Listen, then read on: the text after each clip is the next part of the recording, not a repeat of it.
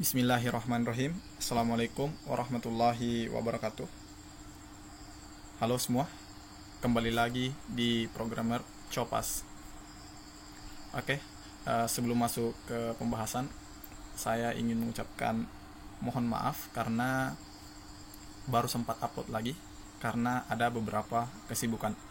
Saya juga ingin minta maaf soal mungkin suara ya, kalau ada suara aneh terdengar, karena itu saya di kampung ya.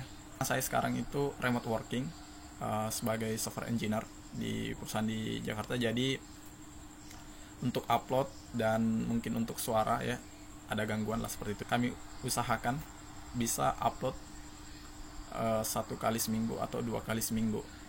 Oke ya teman-teman, itu sedikit intermezzo ya. Baik, kita akan masuk tentang API dan prakteknya sendiri menggunakan Laravel. Jadi sebelum masuk ke prakteknya, kita akan membahas secara singkat teori tentang API ya, dan beberapa lah contoh-contohnya lah seperti itu. Jadi untuk prakteknya kita akan menggunakan Laravel. Mungkin itu ya. Jadi video ini ditunjukkan untuk pemula sih, seperti itu. Oke, langsung saja kita masuk sedikit ke materi. Apa itu API? Jadi kita bertanya dulu ya, apa itu API? API adalah singkatan dari Application Programming Interface, atau API sendiri merupakan interface yang dapat menghubungkan satu aplikasi dengan aplikasi yang lainnya. Jadi secara garis besarnya, API itu adalah jembatan atau sesuatu teknologi yang menjembatani antara aplikasi A dan aplikasi B. Itu ya gambaran besarnya ya. Pahami itu aja dulu. API itu adalah jembatan. Itu lebih tepatnya ya, seperti itu. Selanjutnya, kenapa kita belajar API? Sebelum masuk belajar API, maksudnya kita harus bertanya dulu kenapa kita belajar API. Oke, di sini ada 4 poin yang akan saya jelaskan. Yang pertama itu bisa menghubungkan sesama platform, bisa juga menghubungkan beda platform. Apa yang dimaksud dengan sesama platform? Sesama platform itu adalah web dengan web. Jadi kalau ada dua aplikasi, web A dan web B, itu untuk mengkomunikasikannya atau menjembataninya bisa menggunakan API. Atau yang kedua ini bisa menghubungkan beda platform antara web dengan mobile. Di mobile mungkin ada Android atau iOS ya, bisa. Jadi antara web dengan mobile itu bisa berkomunikasi menggunakan API. Selanjutnya, untuk lebih khususnya merupakan komunikasi antar FE dan BE. FE sendiri adalah front end dan BE adalah back end. Jadi yang mengkomunikasi atau yang menjembatani biasanya FE dan BE ini adalah API. Itu ya teman-teman, kenapa kita belajar API.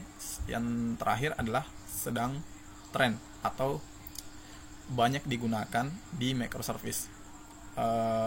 API sendiri sedang tren, bukan sedang tren sih, sudah lama sih trennya, tapi memang ini adalah teknologi yang banyak digunakan sekarang, apalagi untuk microservice. Seperti itu ya teman-teman. Untuk microservice sendiri, kalau teman-teman kurang paham, silahkan cari di internet atau menonton video YouTube untuk penjelasan lebih lengkapnya. Di sini kita akan memberikan gambaran besar aja tentang API ini. Oke, selanjutnya API apa yang akan kita pelajari? Jadi sebenarnya ada banyak jenis API, tapi yang akan kita pelajari adalah REST API. Kenapa kita menggunakan REST API? Karena ini paling mudah dipelajari dan paling banyak digunakan. REST API ini salah satu yang paling mudah dan paling banyak digunakan hampir di seluruh dunia. Terutama di perusahaan saya sendiri menggunakan REST API untuk beberapa microservice-nya. Untuk penjelasannya yaitu Representational State Transfer, atau merupakan standar arsitektur berbasis web yang menggunakan protokol HTTP untuk berkomunikasi data. Nah, adapun untuk format pertukaran data yang akan kita gunakan yaitu JSON ya, JavaScript Object Notation ya, itu yang akan kita gunakan. Kenapa menggunakan JSON? Ya karena itu mudah dipahami dan paling banyak juga digunakan. Ya hampir ya di semua hal ini kita menggunakan JSON seperti itu. Ada yang lain nggak? Sebenarnya ada XML juga bisa, tapi karena JSON ini yang paling mudah dan paling banyak digunakan, maka kita akan menggunakan JSON ini. Karena hampir semua bahasa pemrograman itu mengerti format pertukaran data JSON. Jadi kenapa bisa berkomunikasi? Karena dia mengerti format pertukaran datanya yaitu JSON. Itu ya teman-teman. Semoga mudah dipahami, semoga mudah dicerna. Silahkan berkomentar kalau ada yang salah dari penjelasan saya. Saya sangat menunggu respon dari teman-teman.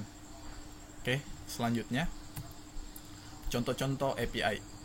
Contoh-contoh API sendiri ada Google Maps API, ada Facebook API, dan ada Telegram API, dan yang lainnya ada banyak sebenarnya. Saya akan berikan contoh ini aja ya, yaitu Google Maps API, Facebook API, Telegram API. Kalau misalkan kalian pernah pakai beberapa produk seperti di ojek online itu, kenapa ada Maps-nya? Sama dengan Maps-nya Google, karena mereka menggunakan API dari Google, seperti itu ya. Jadi API ini memang sudah banyak digunakan, seperti itu. Itu ya teman-teman. Jadi ini aja materinya, dari singkatnya. Jadi kita akan langsung praktek cara membuat API di Laravel. Oke, mari kita ke code-nya.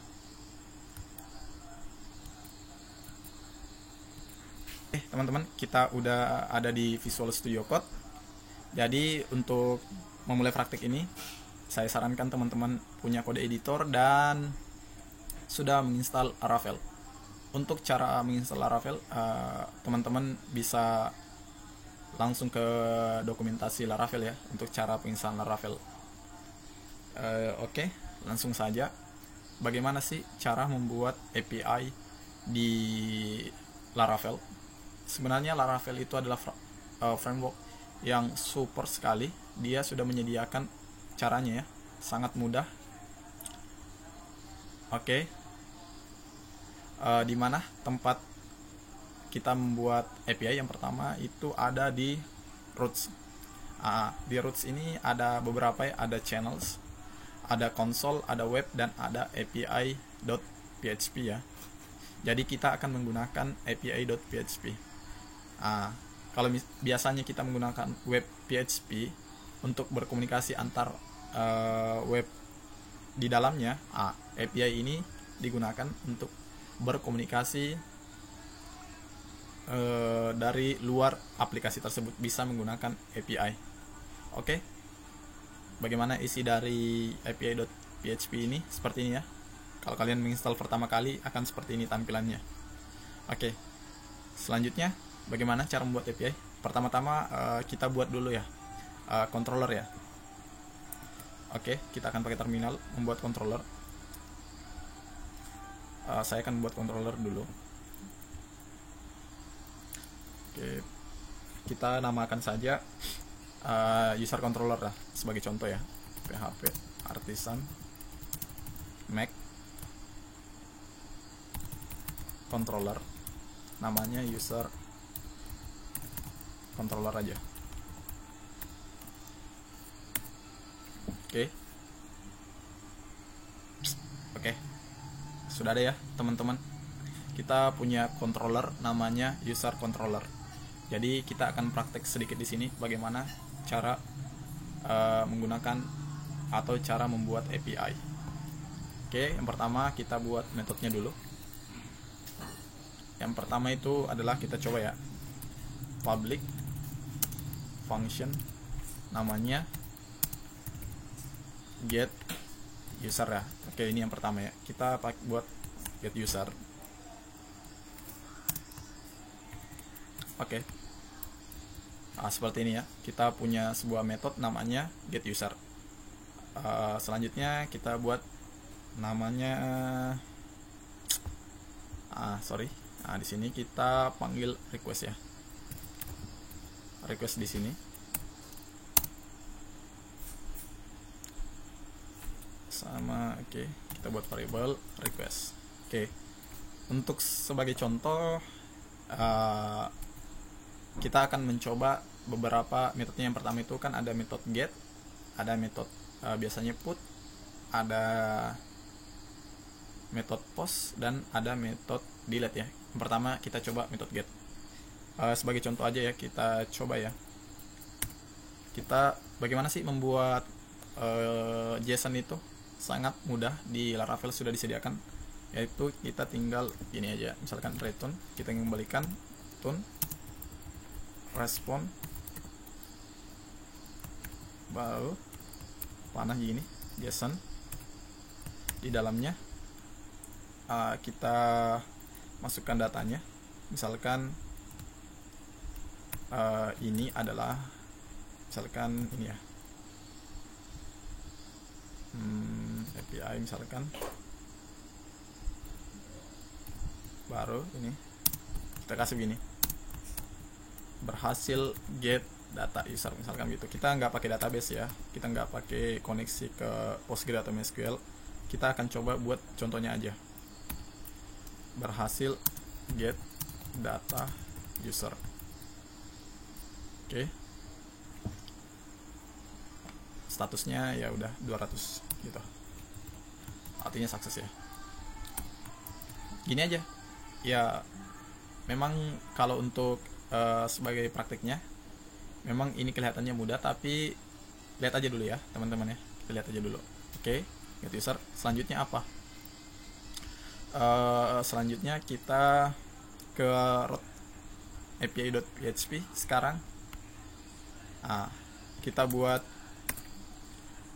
routingnya ya,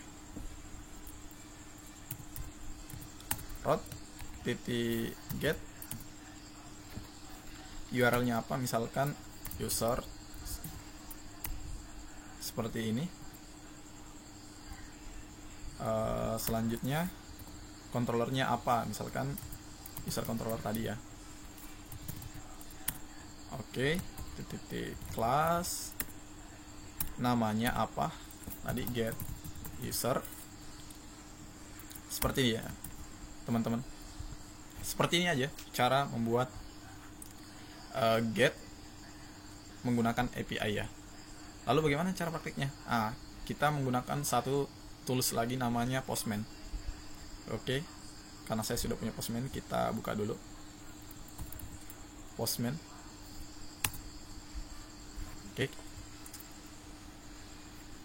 Oke teman-teman, kita udah di Postman.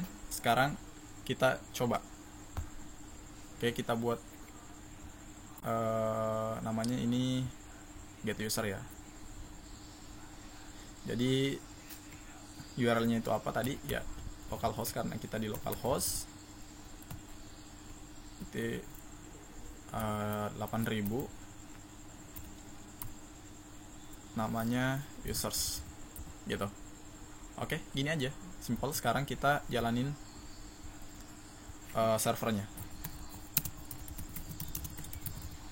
Oke, kita jalanin servernya.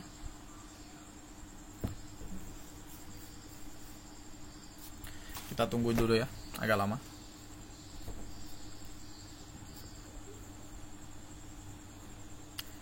Oke, sekarang kita bisa ke Postman lagi. Oke, kita akan lihat send aja ya, seperti ini, send.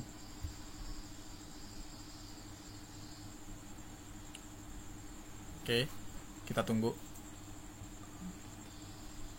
Agak lama ya. Mungkin laptop saya agak lemot sekarang.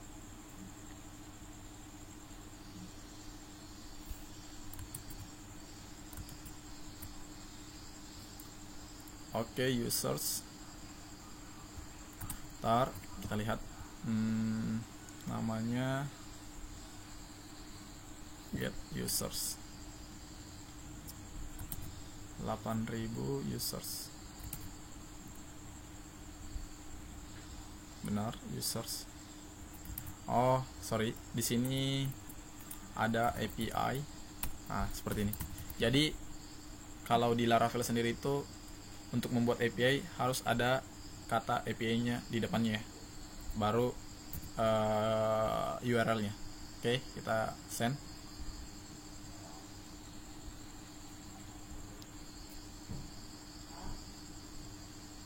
Oke, seperti ini kita berhasil membuat API get data di Laravel, yaitu berhasil get data user.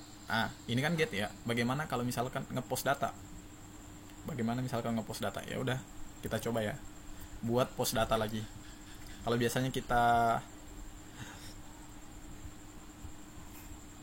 di mana?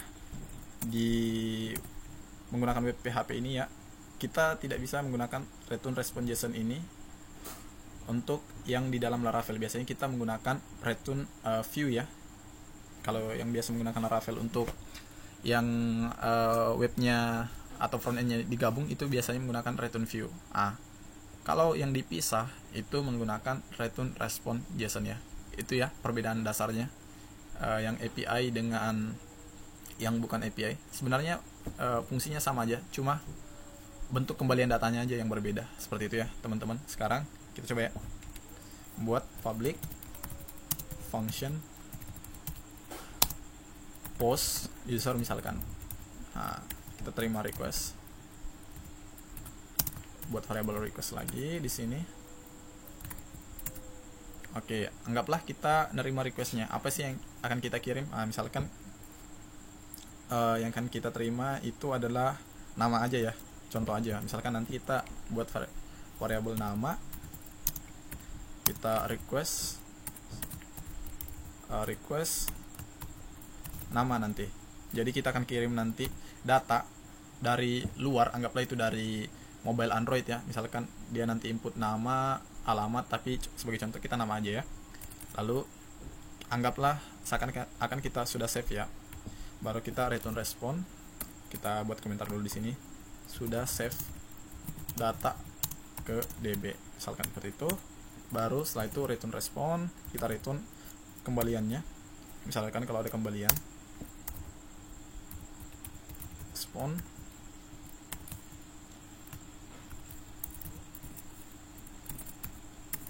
JSON datanya, misalkan di sini API, misalkan seperti ya. Ini key-nya ya, sembarang sih di sini. Biasanya ada format tertentunya di setiap perusahaan, tapi ini sebagai contoh aja ya. Misalkan berhasil post data di user, misalkan seperti itu ya.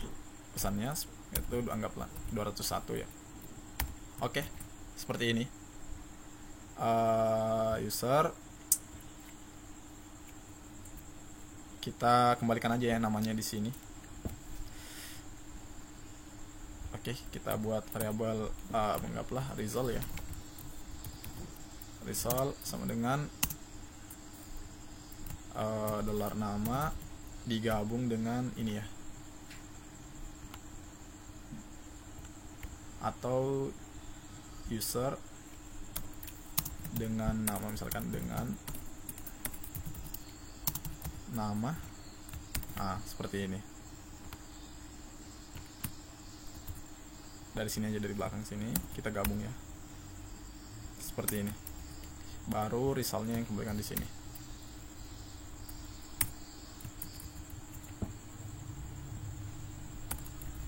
Oke ya teman-teman, anggaplah kita sudah tadi ngeget data atau ngeget usernya, seluruh data usernya. Sekarang kita mau melakukan post data dari Android atau dari iOS, seperti itu. Jadi kita mau ngepost data user kita ya, anggaplah registrasi seperti itu.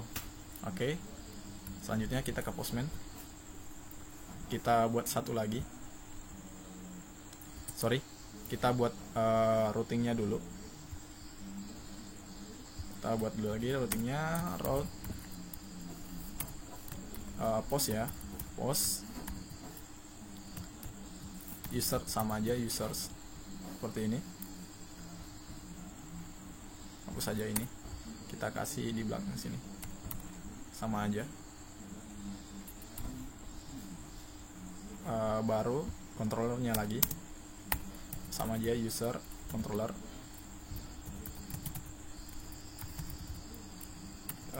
user class, koma, namanya adalah post user ya. Oke, udah seperti itu aja, anggaplah kita ngepost data seperti itu. Selanjutnya kita paste lagi ya, yang salah, localhost titik 8000 API users lagi, seperti ini. Oke ya teman-teman, seperti ini. Setelah itu kita ngirim datanya, anggaplah kita dari mobile ya, kita registrasi misalkan, masukin nama, kita pakai body, pakai raw,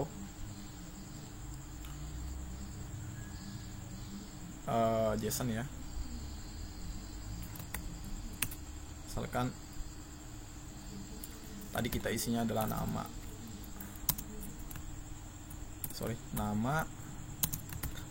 saya Aryadi Ahmad, seperti itu.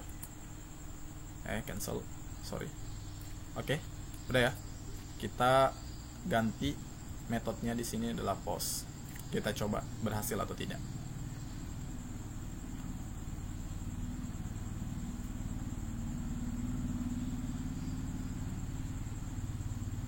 Oke, agak lama ya, laptop saya kayaknya agak lemot. Kita tunggu. Lihat kan, API berhasil post data di user dengan nama Aryadi Ahmad. Ya, cukup simple ya, teman-teman. Mungkin teman-teman bertanya, lalu apa sih perbedaannya dengan yang di WP-HP? Ya sama aja sebenarnya, cuma responnya aja yang berbeda. Lalu kenapa dibedain? Ya karena kita ingin berkomunikasi dengan aplikasi lain. Untuk berkomunikasi dengan aplikasi lain, kita butuh namanya API. Nggak bisa yang return view itu ya, kita butuh API seperti itu. Nantilah kita akan buat videonya untuk membuat microservice sederhana ya, seperti itu, untuk contoh kasus API ini, biar ada gambaran dari teman-teman. Oke ya teman-teman, ini untuk post ya. Kita coba untuk nge-update data. Biasanya kan ada tuh sudah nge-get data, nge-post datanya lagi. Sekarang kita nge-update datanya. Anggaplah kita buat lagi namanya public function update user ya, update user request. Oke, variable request. Biasanya kita kalau ngupdate itu butuh ID ya, seperti ini. Kemudiannya oke, udah. Anggaplah ID ini kita kan udah nangkep nih. Sekarang kita buat return responnya aja ya. Anggaplah ketika kita udah dapat ID-nya, misalkan kita udah dapat ID-nya, baru save data ya, seperti itu. Oke, baru anggaplah itu seperti itu. Sekarang kita return lagi, return response, baru JSON,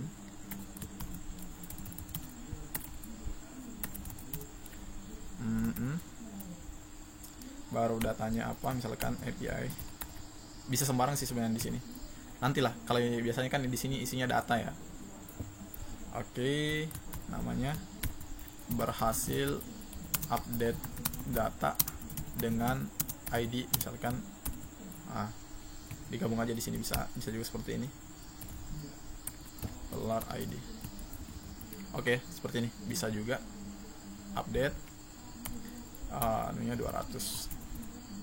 Oke, seperti itu ya. Anggaplah seperti ini ya, kita ngebuat API-nya lengkap ya. Misalkan ada get datanya, ada post datanya, ada update datanya. Sekarang kita buat di api.php. kita buat route put ya biasanya. Kalau untuk update put, baru URL-nya lagi users, sama aja kita nge-put. Selanjutnya controllernya.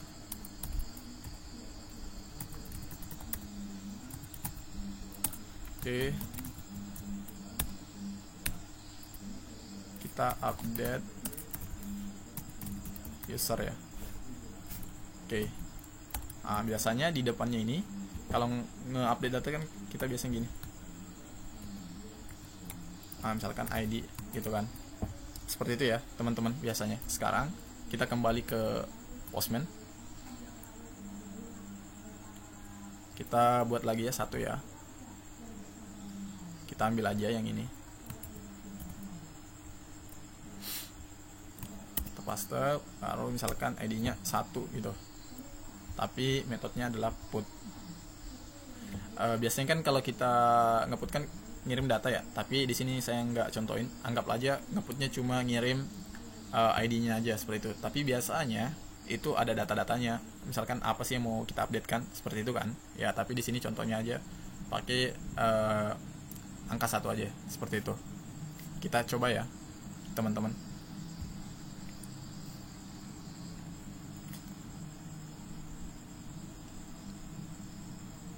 Oke, agak lama ya laptop aku sih ya, atau laptopnya lemot sih. Oke, berhasil update data dengan ID. Nah, seperti ini ya. Biasanya kan seperti itu kan kalau API itu. Jadi itu sekarang yang terakhir delete ya. Kita controller, anggaplah kita buat untuk delete-nya function delete data, delete user aja seperti ini. Kalau ada requestnya lagi user request, biasanya kalau nge-delete kan ada ID juga biasanya seperti ini. Oke, anggaplah kita seperti tadi, kita udah dapat ID-nya, dapat ID usernya, baru kita delete data user. Selanjutnya setelah kita, biasanya gitu kan prosesnya, kita dapat ID-nya, delete datanya, baru kita kembalikan responnya. Return lagi, return response JSON, kita datanya ya, misalkan API lagi ya. Sebagai contoh, API nya adalah berhasil delete ya, delete data dengan ID, gabung dengan ID ya, seperti ini 200. Oke, sekarang kita buat route-nya di .php. Oke, kita samain aja ini delete ya, ganti ini aja delete, dan di sini delete user. Oke, seperti itu. Selanjutnya kita ke Postman. Sekarang kita buat lagi satu, kita copy aja yang ini,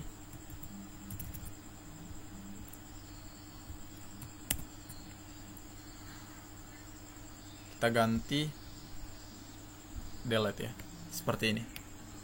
Oke, kita coba.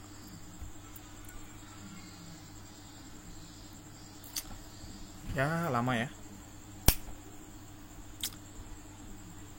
Sambil mendengarkan kalau ada kedengaran suara-suara burung ya di sini. Di sini biasanya banyak suara burung. Oke, berhasil ya, berhasil delete data dengan ID 1. Itu ya, teman-teman, sebagai gambaran besar cara membuat API. Untuk praktiknya sendiri sama aja, di Node.js sama aja, di Go sama aja. Prosesnya pasti akan seperti ini. Semoga mudah dimengerti. Nantikan video-video berikutnya dan tetap subscribe ya, dan bagikan kalau bermanfaat. Sekali lagi terima kasih sudah menonton. Assalamualaikum warahmatullahi wabarakatuh.